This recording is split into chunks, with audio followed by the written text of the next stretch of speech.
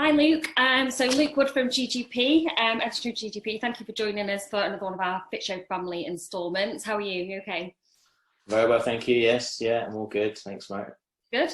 And how's everything at the magazine then? How have you had to kind of adapt things to respond to COVID-19 and the whole shutdown? There have been some quite big changes for GGP over the last few months. Initiated, of course, by the start of lockdown in the UK when everything kind of came to a halt.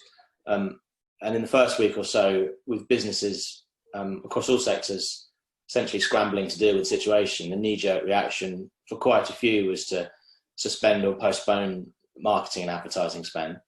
And it has to be said that this wasn't just for GGP, it affected a huge amount of businesses, business-to-business publications, and events and exhibitions and consumer titles across the board.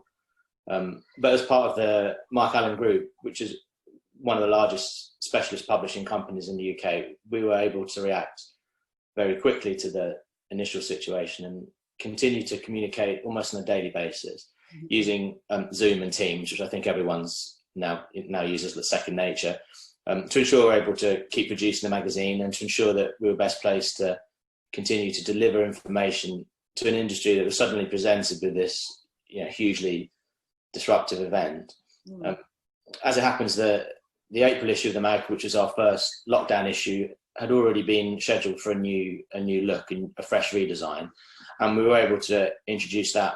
But other key discussions at the time were based on whether we actually print the issue, as most industry had closed their offices, or whether to concentrate purely on the digital issue. And ultimately, we decided that in order to fully support those companies that were able to continue to support us, we had to deliver a print issue, which is what we did and have continued to do. But also we knew that we had to increase and improve our digital offering. So throughout lockdown, the majority of people have been relying on digital resources for their information from social media, online news. So with that in mind, we've doubled the digital circulation of the April issue to 13,000 and continue to do that for May and June. And in addition, we've also introduced an interactive cover for the online issue of April, which invites people to click on a page for additional video content. Again, that's been picked up by different clients for May and June issues. And because of that peak in interest in digital and online media, we're now looking at ways of enhancing our digital offering going forward, something what hopefully be able to expand on in the near future. So those have been the main changes for the magazine over the last few months. And there's definitely been an appetite out there, hasn't there, for content? I mean, we noticed on the Fit Show channels, social media engagement kind of went through the roof and people were kind of sharing information, but engaging more than ever. And then in terms of the news that you've been receiving, has that altered at all? Have you seen kind of a slant to big COVID bias or, a lower influx of news coming through? Has that been impacted? Well, yeah, I mean, to start with, it went from a torrent to a trickle of news overnight for obvious reasons, but it didn't take too long really for a steady stream of news to sort of establish itself, and there wasn't a volume. The usual new products and services releases, usual news stories that kind of dried up. A lot of the news we were getting was of companies and manufacturers that had decided to make use of their facilities and expertise, for instance, to help the NHS by making PPE, and there were some genuinely heartwarming stories, really impressive in some cases, that I think could have been, national news. And I'd say in the last 2 to 3 weeks, ever since installers were given the green light to return to work, the flow of normal PR and news has definitely started to increase. And while it's at a level that's much less than we would normally expect, it's certainly heading in the right direction. And that's really a reflection of the industry, which has been ramping up operations over the last few weeks, balancing demand, which in some sectors, such as commercial, hasn't stopped. Balancing that with the need to ensure the safety of employees or having to come to terms with new health and safety measures and revised working practices. But on another note, talking about when the industry gets back to normal, I think that some manufacturers and fabricators will be pretty much back to normal in the coming weeks, if not already as we speak. And I've heard of one that we'll be back producing just under 3,000 frames a week by the end of next week, which is the second week in June. and installers a slightly different outlook. They've got to deal with working people's homes, but again, there's examples of installers who've been proactive, and so in addition to the backlog of work they've had before, there's new orders that need fulfilling. And some of the orders are now being purchased back as far as the autumn. But I mean, to answer the question, much of the initial COVID-related PR has definitely started to subside, and we're now getting back to new products and new services, things like new digital resources, and there's an increasing focus on how best to replenish cash as quickly as possible now, which in many cases is going to be the kind of high-end premium heritage products, colour, aluminium, already established as high-margin opportunities before lockdown. But also now we're seeing conservatories and garden rooms and additional living spaces seem to be enjoying a peak. Yeah. People have been cooped up for months trying to work from home. Yeah. There's definitely a peak in interest for home improvements, more space, dedicated working spaces.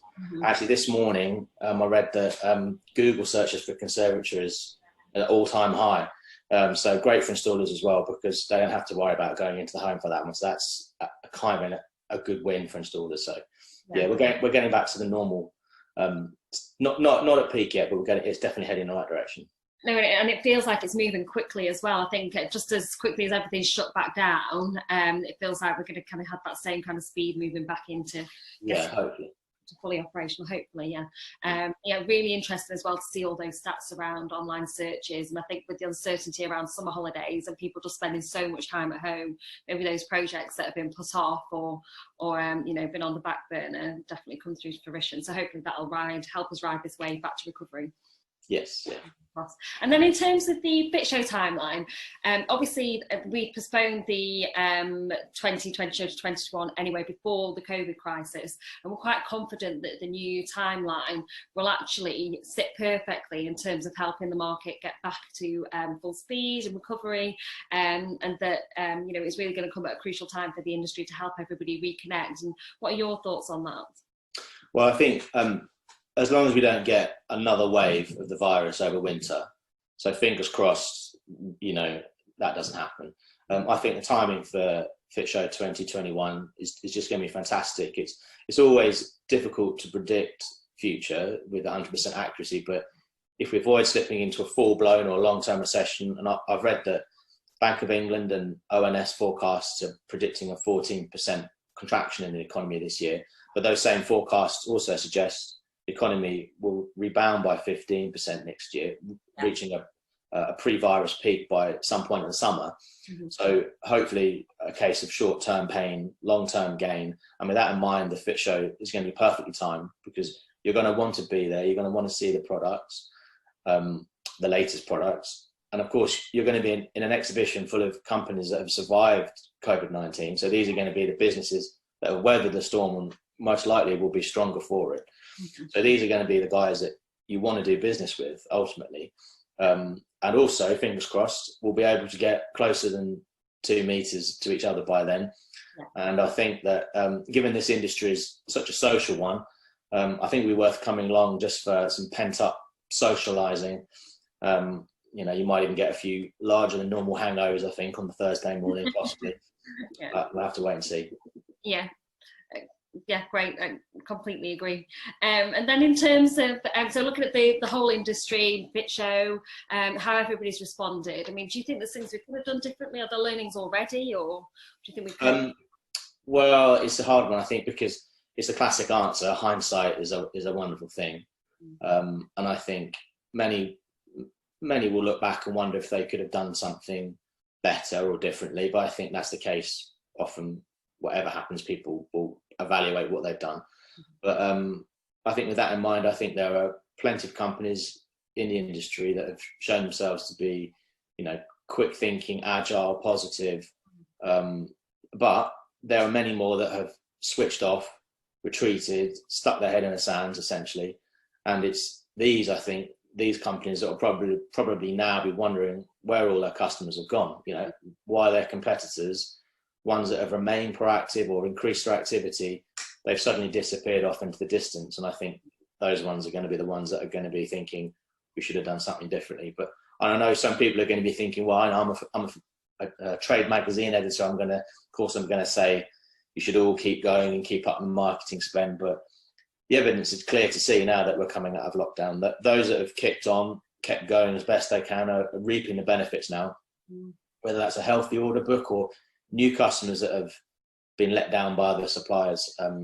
I think it's, yeah, I think there's definitely a lot of the marketing advice I've seen is you make the most gains in situations like this, and advances that you would never be able to do under normal trading circumstances. So. No, and it's so difficult, isn't it? I think if you do almost switch the lights off completely, it's so much harder to get going again. And at least these companies that have been, you know, keeping the brand profile out there, having shared voice in the market, keeping themselves front of mind, there's less of a kind of standstill. They've just kept going with things. So yeah, absolutely. All around. That's great. Thank you so much for your time, Luke. No worries.